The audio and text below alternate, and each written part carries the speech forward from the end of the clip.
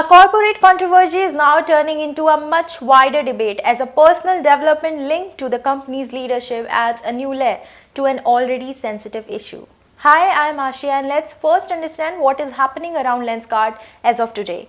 The focus right now is on Nidhi Mittal Bansal, whose X account has been deactivated amid going backlash online. This comes at a time when Lenskart is already facing criticism over its internal grooming guidelines, and let's understand what has happened.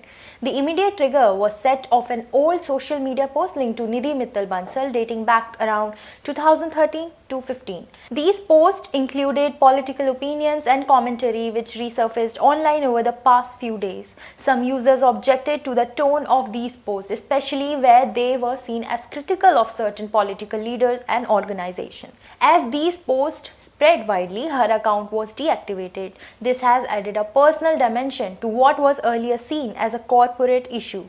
Now, coming to the company side of controversy, an internal document titled Lenskart Staff Uniform Grooming Guide dated February 2nd was leaked earlier. The document listed rules for how store employees should present themselves. Some of these rules raised concerns. There were claims that certain religious symbols like bindi, tilak and kalava were restricted, while others like hijab and turban were allowed under specific conditions.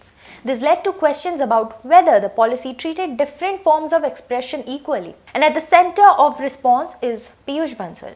He initially said that the document being shared was not accurate, but later he clarified that it was real, though he described it as an outdated training note that already had been corrected internally. He also said that some of the language used in the document should not have been there.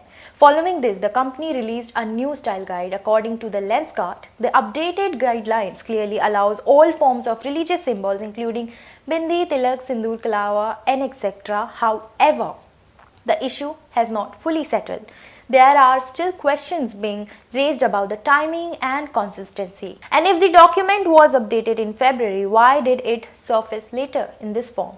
And some users have also claimed that earlier rules were still being followed in certain stores even after changes were made.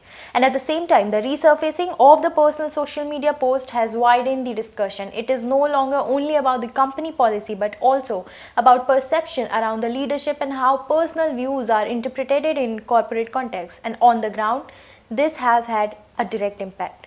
There have been calls for boycott on social media and companies' reputation is under scrutiny, and for Lenskart, the challenge now is to rebuild the trust and show consistency between what is being said and what is being practiced. And for the public, it raises a larger question about how companies handle sensitive cultural issue and how quickly internal matters can become national conversation. As the situation develops, all eyes remain on how the company responds in coming days. With this update, I'm Ashia and you're watching NewsX.